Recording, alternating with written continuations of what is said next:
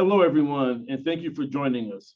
My name is Tim Russell, Vice President, Community Engagement and Diversity, Equity, and Inclusion for WTTW and WFMT, and welcome to today's Chicago Tonight Black Voices, a WTTW News Community Conversation.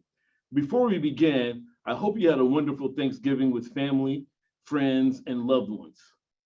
WTTW is committed to producing and presenting trusted best-in-class content fueled by distinctly Chicago sensibility. We have served as Chicago's window to the world, and our purpose is to enrich lives, engage communities, and inspire exploration. Essential to this purpose are our core values, in particular, diversity and equity. We celebrate differences, embrace inclusivity, and strive for equity. The stories we tell, as well as the people in front of and behind the camera and microphone reflect the myriad of faces and voices of our region. Co-anchor for Chicago Tonight and Black Voices host, Brandis Friedman will moderate this evening's discussion with local Black business leaders and retailers about how they are faring more than a year and a half into the pandemic and during this holiday season. Lead support for Chicago Tonight Black Voices is provided by Fifth Third Bank. Additional support is provided by Gertrude Dane and James H. Wooten Jr., Allstate, the Chicago Community Trust, the Joseph and Bessie Feinberg Foundation, the Abe and Ida Cooper Foundation, Lloyd A. Fry Foundation, Eon Clinic, Nicholas Anton, Judy and John McCarter, and Heranda and Paul Donahue. Finally, members and viewers like you make it possible for WTTW to bring provocative ideas to life, to tackle the issues that matter, and to expand our perspectives on the world in which we live. There's only one reason why this is possible, and that reason is you. Thank you for your support. Now, please welcome our host, Brandis Friedman. Hey, Tim, thank you so much, and happy post-Thanksgiving, happy holidays, I think. And hello to all of you who are joining us, and welcome to Chicago Tonight Black Voices, as Tim said, a WTTW News community conversation. I'm Brandis Friedman.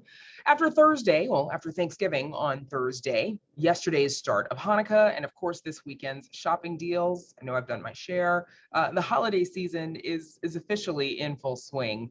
It's a time marked by gathering with loved ones, delicious food, gift giving, of course, and amid supply chain issues, some business owners told customers to begin shopping for presidents and ordering their favorite treats early. Now, this comes as many small businesses are still working to recover from closures during the pandemic, while also facing labor shortages. So tonight, we'll be talking with Chicago area Black business leaders and owners about how they've been impacted by some of the issues that are facing so many entrepreneurs and small business owners in this city and across the country. And we'll also learn how they're gearing up for the holiday season. Now, of course, you all who are joining us, you're in a listen-only mode, but that does not mean that you cannot be part of the conversation. In fact, we want to hear from you. So please do chime in on that chat function with your questions and your comments, and I will be sure to share them with our guests. Let's start by introducing those guests and thank them for taking time out of their Monday nights to talk with us. Starting with Siri Hibbler, founder and chairman of the Illinois Black Chamber of Commerce, the Black Cook County Chamber of Commerce, and the Garfield Park Chamber of Commerce. Hello, Siri, and welcome. Hi, hello, Brandis. Hi, I'm good, thank you. Lenore Lindsey, owner of Give Me Some Sugah Bakery in South Shore. That's a really good name for a bakery, by the way. It's been in the community for 13 years. Welcome, Lenore. Where are you? There you are. Right here I am. Hey, yes. hey. Glad to be here. Thank you for joining us. And Peter Gaona, owner of Reformed School, a clothing brand founded in 2013, has a storefront, I can talk today, in the L1 retail store in Washington Park, and the brand is sold in stores across the city. Thank you, Peter, and welcome. Hi, thank you, welcome. Thank you. So let's start, we're coming off of a long weekend in which, many celebrated Thanksgiving. Lenore, some of our team visited Give Me Some Sugah while you were preparing orders for the holiday, and we're gonna look at a little bit of video of that, but are you in the middle of your busiest time of year? Yes, I mean, Thanksgiving is really the kickoff, and it is pretty steady business through January. Yeah, after January 1st, then I'm kind of done. So, how would you describe, the level of busyness for you this time of year? I would say business probably, quadruples during this period of time. And and people are ordering, just a variety of things. I usually give them a list. And so I'm trying to keep them from going too far.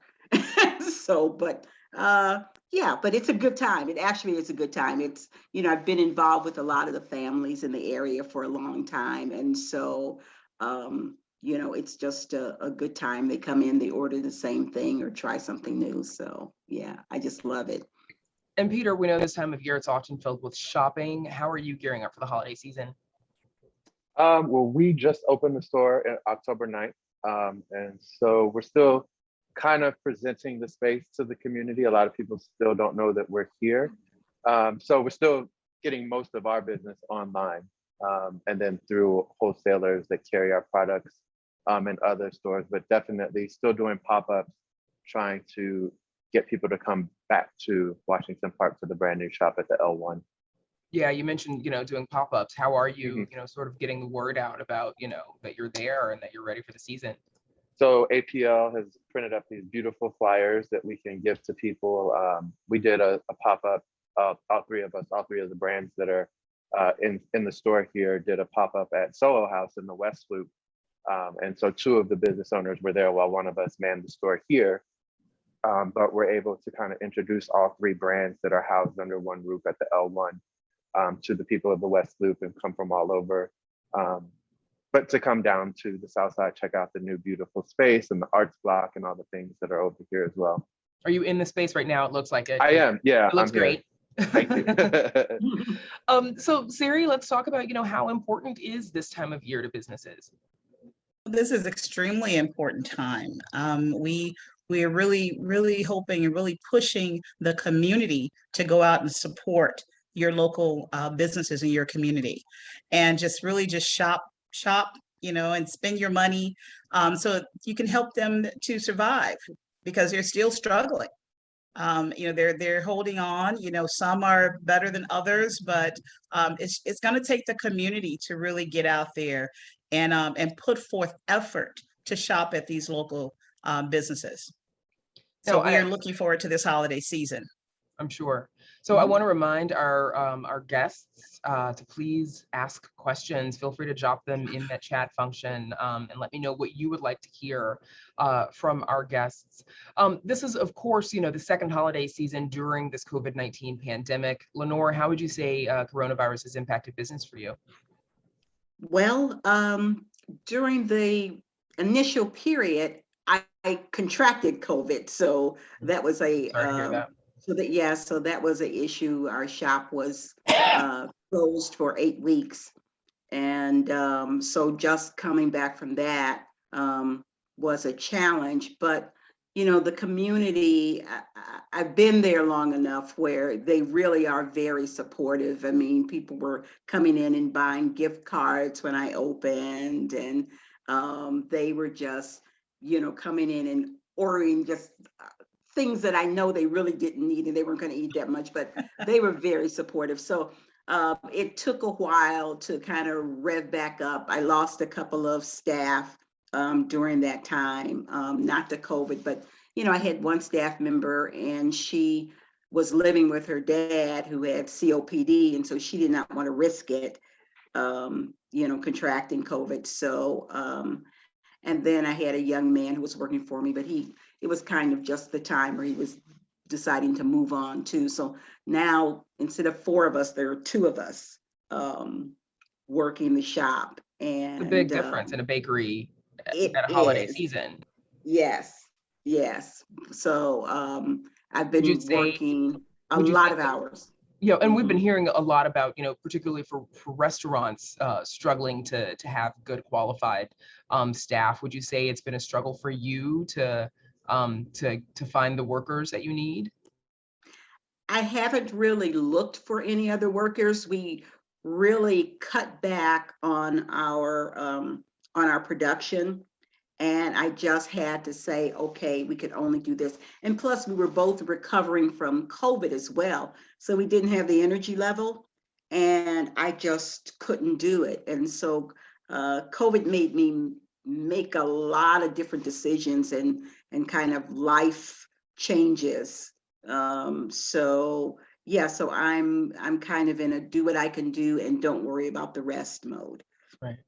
Peter, what about you? What impact have you felt from the pandemic?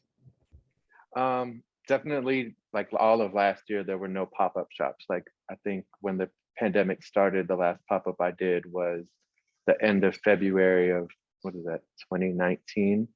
And last year was pretty much just all online orders. So as part of the fellowship that we were in through the L1, they help us. We couldn't move into the store because you couldn't be in person, do in-person shopping. But they helped us kind of beef up our online sales and our marketing. And I think before I was just using Etsy as my main online platform, but then kind of grew it to have my own website through Shopify as well. So adding another platform to sell through, and then picking up wholesale orders. So other parts of the country weren't as much of a lockdown that we were in. So I was able to get wholesale orders, and then kind of pivoted to making masks as well during that time period too, which really like helped keep me afloat and kind of keep me out of depression as well, and give me something to do, because I hand make a lot of stuff, but nobody was going anywhere, so people weren't buying bow ties, or things like that. So yeah, it definitely has picked up now that we're able to be outside a little bit more. Yeah. So Reformed School uses fashion, of course, as a tool to educate on issues like history and social justice. Have you seen this racial justice movement that we've all experienced over the last year and a half? Has it impacted your work? Definitely. I think like and I think we've got a few photos of your products as well. Go on. Yeah, during like some of the trials, I've seen some of the attorneys wearing some of my pins. I don't know how they got them. But like the I Am a Man pin, I forget which trial, but I saw one of the attorneys after the case concluded speaking with one of the pins on. So that was kind of exciting to see. But definitely, I think people are supporting and using fashion as a way to speak out. Fashion is one of the things people see, before you even say anything, and you kind of can make a statement without, or start a conversation with somebody too, based on what you're wearing. So I think a lot of times my items do that. If people may not be familiar with the image, start a conversation, ask a question about it. And I think some of the good things about my pins specifically is that they come with a history on the back. So they educate people. Hopefully they get to do a little more research, because you can only fit so much on a little 2.5-inch card. But inspire people to do more research and dig deeper, watch films, read books about the topic or the person. Do some learning on their own. Yeah. Siri, what are you hearing from business owners across the board about the impact of COVID? Oh, it varies. And we talk to hundreds and hundreds of businesses. I've lost count since last year. The businesses that we are advising practically every day on how to sustain their organizations and keep their doors open. Like what Lenore was saying, people had to stop. They had to drop some employees just out of nail salons. They had to drop employees. So we're seeing, and what we've been hearing is that people, they're hopeful. Okay, so they're not giving up. Entrepreneurs are reinventors, put it that way. So the advice that we've been giving them is like, okay, we need you guys to not think like this is a normal situation. All right. We need you to realize that you are in a different world, all right, than what you were prior to the COVID. So now you're going to have to think outside the box a little bit more than what you used to. Now you may have to draw customers to you, right? Instead of just depending on them walking by. If you have a retail location. So we've been hearing that they have been using different techniques, a lot of online,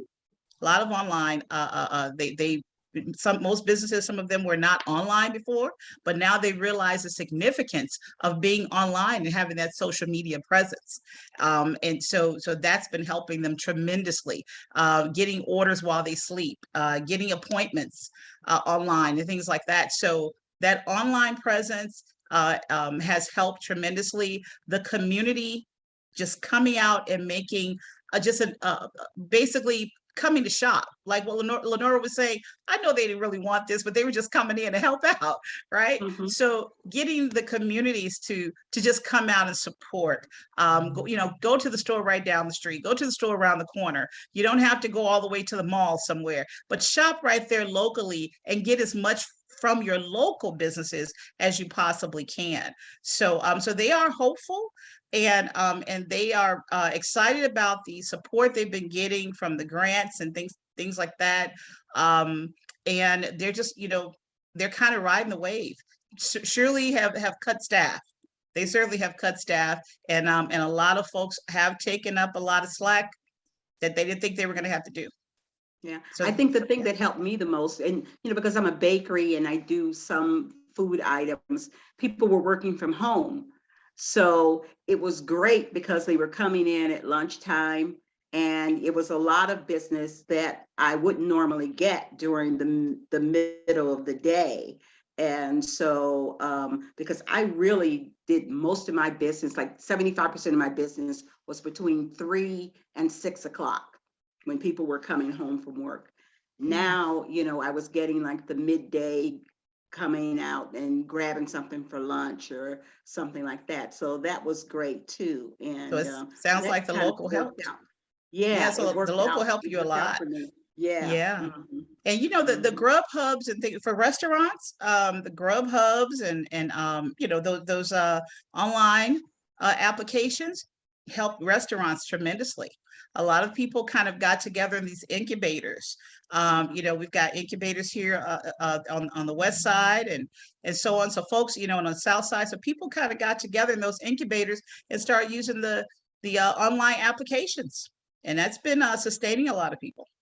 Yeah, I know the through COVID. restaurants around me, in particular, the ones who have sit-down space. I don't have that much sit-down space, and so I was more relying on walk-ins all along. But yeah, they really had to go with the online, and I think that helped sustain quite a few of them. I never signed on to any of it. I just thought, you know what, I'm taking what comes and I'll just go and I'm just riding it. So, but yeah, it's worked out pretty well. Mhm. And so I want to remind our listeners that we do have a chat function where you can add questions. We've actually gotten a few questions coming in.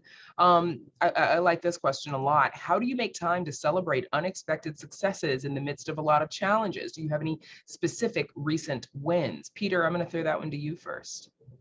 I would say one of my, wins during the pandemic was being picked up for wholesale by the MCA, and then Wonder Museum also carries some Reform School pins and products there.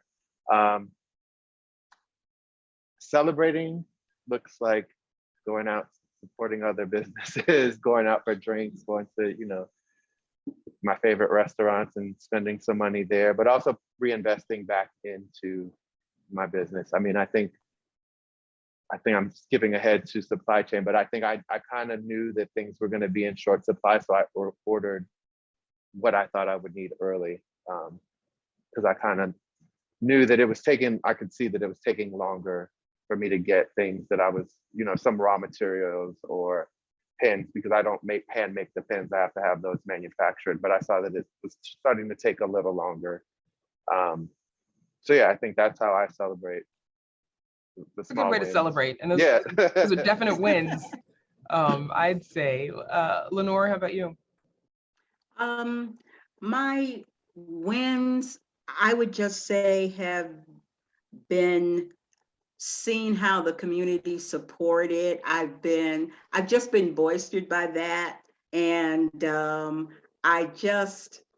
I don't know, I just love them all. They just have come out and really just trying to make sure I'm okay all the time. As far as celebrating, my celebration is sleep.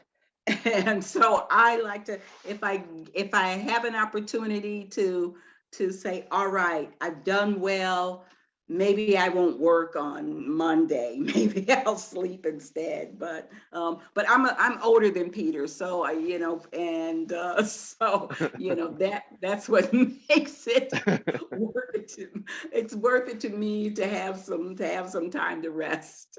So. I'm sure of it. So Peter mentioned supply chain issues, and I want to talk about that. Let's just move on into it. We hear of ongoing supply chain issues, obviously from the top down. Lenore, has supply chain issues and inflation really has that impacted your bakery? It's just the inflation is just beginning to affect it. One of the things that impacted us is we were selling a beverage for the summer, a lemon gingerade, and it was, I think we were selling it for like $8 a bottle, and then we ordered it, another batch of it, and the price of the bottles had increased by like 75%, and so we had to like raise the price of the lemon gingerade like overnight from $8 to $10 or something. It was crazy. And so but the manufacturer, she just explained, she said, there's just nothing I can do. And so, but people, they still came in and made the purchase and didn't complain. And but yeah, it's starting to have an impact now. Peter, same question to you. Have you experienced any challenges from the supply chain shortage? Yeah, definitely. For a lot of my screen printed items, I think people who have t-shirt businesses, a lot of new businesses have started during the pandemic, at-home businesses, t-shirts and sweatshirts and things like that were pretty much impossible to find like full size runs. So if you wanted to do, black hoodies and buy small through 3X, they would be like, well, we have smalls. That was it. You couldn't find a full size run to get your items printed, or the prices of the companies the manufacturers that make the sweatshirts that I use, they had the same issue with not having full size runs, but also I guess they hadn't increased their prices in a while. So due to their costs increasing, they passed it to us. So the prices for blank sweatshirts, blank t-shirts, all of that increased, and just have become a little bit more difficult to get. So I think seeing that early on, I kind of was like, okay, let me just buy a lot more blanks. I don't know what I'm going to put on them yet, but I kind of have them in my storage. Like when I decide what I'm going to make with them, I have some that I can send to the printer, or if I do some, handmade stuff on them, I'll have them in stock. You can be ready. Yeah. Yeah. Siri, what impacts have you seen the supply chain shortage or the supply chain, issues have on the businesses that you work with? It certainly has had an impact, negative impact on some of these businesses. They, many of them don't want to go up on prices, but again, because of the shortage of food, even chicken, chicken and fish. I had one of the business owners. We stopped by his place a couple of weeks ago, and he said, they have no fish for me. What am I going to serve people? So he was really concerned that he's not going to have enough food to supply to his customers right now. And of course, he had to go up on his prices, for the food that he does have. So the supply chain issue, the inflation is really impacting now this small business community more so than COVID did. So it's a serious matter that we're really hoping that the legislators and people come up with something, but something's got to give, because to run out of food, your restaurant, that alone will close your doors because you have no food to provide to the people when they come in your door. So that's another problem we have. And Yeah, Siri, I was what gonna say, the kind of, one thing we've What- started I'm sorry. discussing. Lenore. I'm sorry, excuse me, Lenore. What did you say? I'm sorry, Brandis. well, I was gonna let Lenore go ahead and Oh, chime in, okay. and then I'll come back with another question. Go on. Okay. Okay. I was just going to say, one of the things that we began speaking about in our community is trying to take advantage of some economies of scale, because a lot of us are, we're using the same packaging, or we can use the same packaging and the same bags and things like that. And so sometimes it's difficult to get small quantities, but if you can, find a vendor and purchase large quantities, then we can all use the same some of the same, packaging anyway, and take advantage of that and get some better pricing, because they really are, kind of sweating us on the prices for small quantities of packaging and things like that. It's brutal. Yeah, I think I heard a story the other day of businesses, actually, I don't think it was a business. I think it was a homeless shelter, but like basically splitting the cost of, what it costs to ship a large, container or a shipping truck, and splitting out with another organization, which means you're ordering half as much as you would have had you been able to afford the entire container. And that's the only way that they could afford it. My question again I was going to come back to you, Siri, is, a couple of things. What would you like to see? You mentioned, sort of policymakers and those folks coming up with some sort of solution. So what would you like to see? But also, how have you been, what advice are you giving businesses? How are you kind of helping them figure this all out? Well, certainly, what we want to see from legislators is that they come up with some solutions. I don't think there's enough talk about this issue. And we kind of see it on the news. Oh, this is happening with the ports, right? But they're not, the local legislator and leaders are not saying anything. It's like, you need to say something. You need to come up with a plan to make sure that these restaurants and these retail stores, they don't run out of supplies. And because that's gonna put them out of business. So we're really talking with our local leaders here. We're talking with our state representatives so that we can see, what is it that we can come up with? What can we help you guys come up with to make this problem, kind of ease it a little bit for our businesses here in Illinois, because this is really impacting everyone in a negative way. And so we need to see more. We need more answers from them. So that's what we're shooting for, and that's what we're going after until we get it. We need to get some answers for these businesses. And on top of that, as far as what we're telling them to do, okay, we're definitely telling them, don't close your doors. Right? So you don't want to close your doors, but you do want to figure out a way where you used to use maybe a bag of flour a day, cut it down.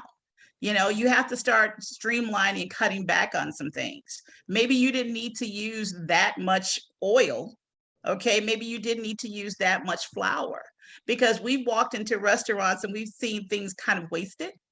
It's like, you didn't really need all of that bag. I mean, we cook chicken at home, right? So, you don't need that whole counter to be full of the batter that you're making. So we're working with them to see, how can you cut back? Where else can you look to find the product? Maybe it may not be the same exact product that you usually have in your store, but maybe there's something else that you can use that's, more comfortable within your budget. Okay, now it's time for people to start thinking about budget. And it's something that we always sing about. Business plan. Do you have a budget? Do you know what your profit and loss is? Do you know what your income statement is? What's your profit margin? So we start talking to them about this, and they're like, wait a minute. So I said, see, this is why you must have a blueprint. You need to know your industry. You need to know what you're spending. What we found with a lot of entrepreneurs is they just spend, buy. Do you really have a good inventory set up? So we've been talking with them, just one-on-one, just kind of, holding their hand. Do you have this in place? Do you have that in place? How is it working? Okay, so, and that's what we're seeing that they need right now. So much business advice on helping them get through all of this. And so that's what our organization has been providing pretty much every day. We're on the phone with Yeah. entrepreneurs. I'm sure it's much appreciated by the entrepreneurs who get to work with you. And Lenore, this is something that, go ahead, Peter, did you want to jump in? No, I was going to say during the pandemic too, I think a lot of business owners have taken advantage of the numerous programs that are offered out there to help grow their business. I did a program with the Polsky Center. It's called the Small Business Growth Program, which helps with marketing and utilizes U of C students as well as UUBC and UIC students that help put together marketing programs just to help each business grow. I mean, there were lots of Southside businesses, restaurants, landscaping companies that all participated. But like I said, I found it super helpful because I thought growing looked like one thing for me, and it actually was something totally different. Like I thought it was, selling to more people in a shop, and it was actually, well, maybe you should focus on wholesale, That's where right. you don't have to do it. So just working smarter. But yeah, there's so many programs out available that the city has as well. Some of them come with some grant money, but definitely, before people close their doors, I'd say try to get into some of these programs and apply for grants, because that's also a daunting thing too, when you see all the paperwork of not knowing your loss and profit statements and all of those things that they ask you for a grant. You're just like, whoa, like, I don't know how to do this. What you have to be prepared, and I love that, Peter. Please take advantage of the programs. There are so many. I really am very pleased with how our government agencies have come together to provide these programs. I haven't seen that in a very long time, and I've been an entrepreneur for over 25 years. So this, I'm really excited to see what even Cook County is doing. We work closely with Madam President Preckwinkle's team. They have a business advising, Cook County Small Biz. .org, and there's a group of organizations together, the Urban League, all of us together giving that business advice. You can go through different programs and it's all free, so you don't have to pay anything. Okay, you could just go and register and say you need this help, whatever help you need. If you need marketing, if you need taxes, if you need a business plan, whatever you need, whatever's happening, you can put it down there and they will connect you with a business advising organization, like the chamber, and you will get our one-on-one advice. What we're used to doing, because we've been doing this, and so we're only going to tell you what we feel can help you. So it is free. Cook County, smallbiz.org. You can't miss out. And so they've been doing a great job bringing together all of these organizations to provide the one-on-one business advising. So and I agree with Siri great. on that. I mean, the South Shore Chamber has been wonderful in helping the small business in our area. Tanya Trice and her group, I mean, they have been there for us 100%, really helping us to stay on top of the grants, even, helping us to apply for them. That's right. And putting our names in and really making sure we're aware, making personal calls saying, hey, you really need to apply for this grant. I mean, they have been all over it. And so, yeah, the South Shore Chamber, yay. They have really been a That's big wonderful. help. I'm glad to hear that, because I'm glad to hear that. Well, I just wanted go ahead, Peter, and then I wanted to get to a question from one of our audience members. Go ahead. Just one of the things I've seen too is pitch competitions have really gotten very popular for funding different businesses as well, helping businesses learn how to speak about their business to investors and things like that. But then there's, some type of monetary prize that they could use to grow their business as well. So, I mean, speaking of kind of what you just said about learning how to speak to investors, this question from one of our audience members, it's directed to Siri, but I think any of you could talk about this. Is there any level of policymaker or elected officials that customers can target for the most impact? anywhere to look for a call script, for example, to ask for, more help for small businesses that I support. The viewer goes on to say, I think the folks on this particular Zoom call who are joining us tonight would probably be those who are willing to make a call. I will. Siri, do you want to start there? An opportunity to give folks a few words to jot down that they might want to say when they're making a phone call. Yes, you make that phone call. That's right. So you want to call your local you can start local. Start with your alderman. Find out what programs are there with the city. Your alderman can connect you with the people in the business affairs department, can connect you with all these different departments within the city that are offering grant opportunities. They can also tell you how to get on that grant portal.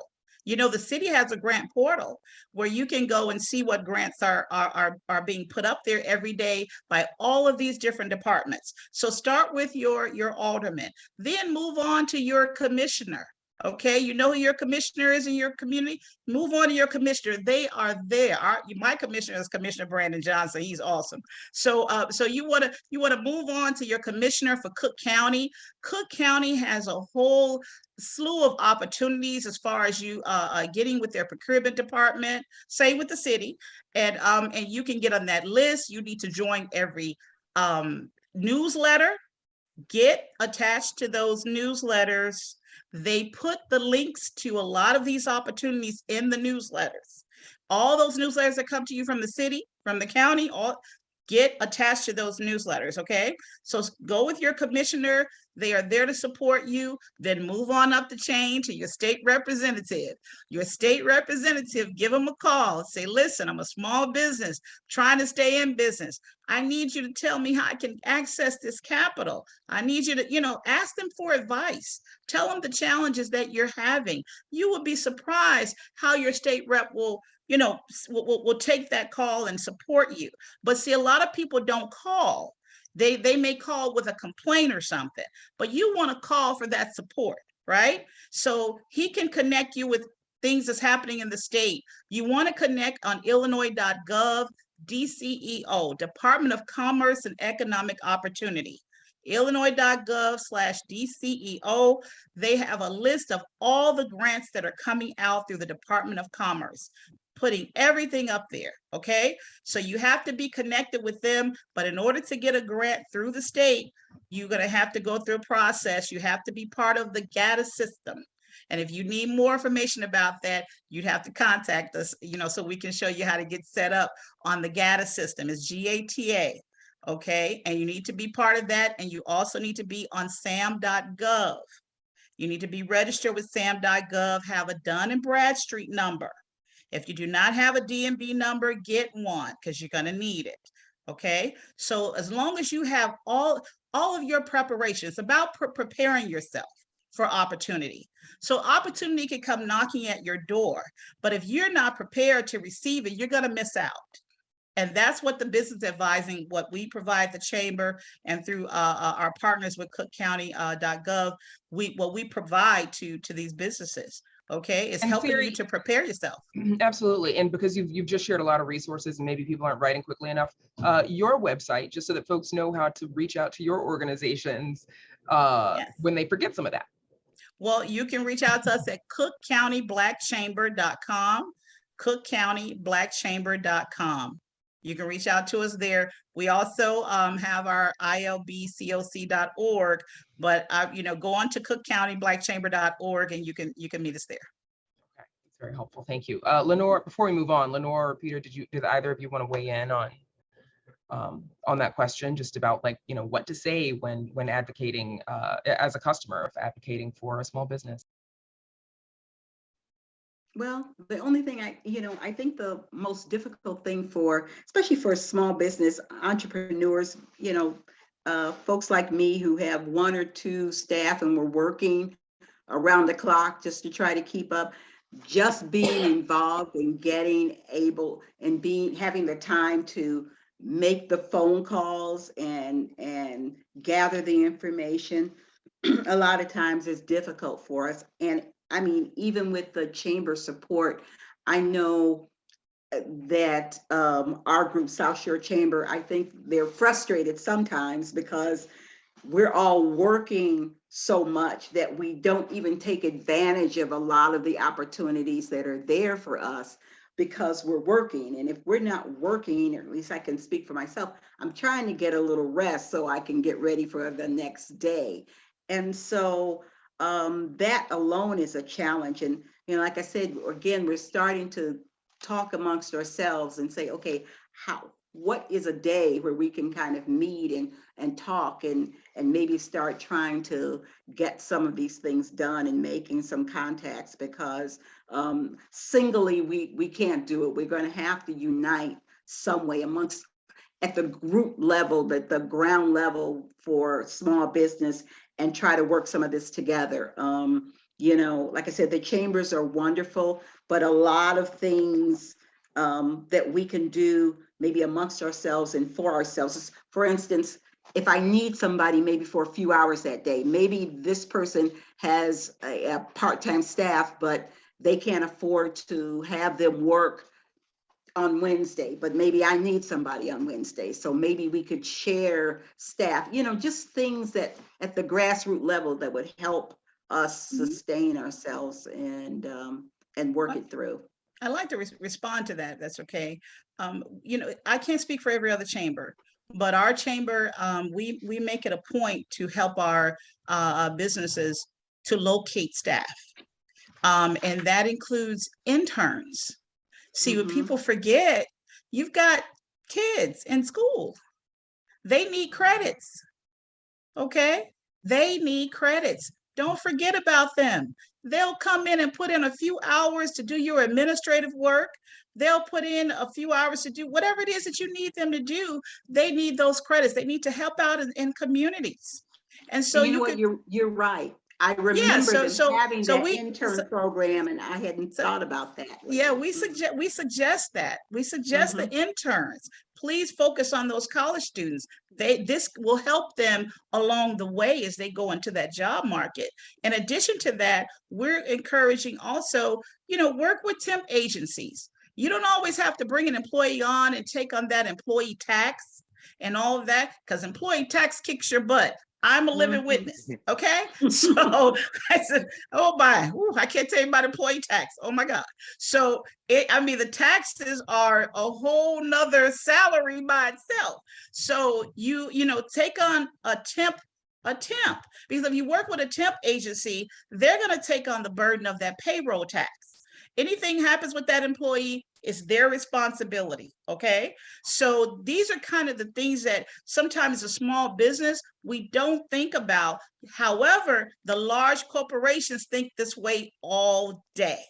This is how they get so much work done, because they utilize college students, interns, they utilize those temp agencies. They don't have everybody on staff. So we do recommend that. And I think that'll help you, Lenore. That's good. Get you an admin right now. You know, maybe I can use one. I can get an admin, and I can use an intern. So we're getting close to the end of our time, and I want to give the two of you. I want to give Lenore and Peter an opportunity before we close out. One of the questions that came from one of our viewers. Hi, Kim. Thank you for the question. Good to see you. Do either business owners have products that might make for good client gifts for those who have businesses with clients to thank, obviously? For example, cookies by mail. And if you haven't already thought of it, I know somebody who'd order some cookies. But Peter, why don't we start with you, please? And I mean, just from what I know about your business, it looks like you definitely have the kind of business that would make for good gifting. Yeah, I think you definitely have to know the person and their interests a little more for my gifts. I am trying to come up with some more generic gifts, not generic, but like that kind of represent more of a broader range of, but I think like one of my best selling products right now is the Chicago pin. So that is a good pin. I also do some greeting cards. So those are pretty popular as well, especially this season. Yeah, those can, the pins, patches, stickers, those kind of things are, I'm like looking around like, but yeah, I think like there's definitely something for somebody. I just feel like sometimes you have to really know the person for my stuff. But Makes sense. I understand. Yeah, because some of the social justice stuff, maybe not everybody's ready to wear it on their shirt. yeah, But some folks might.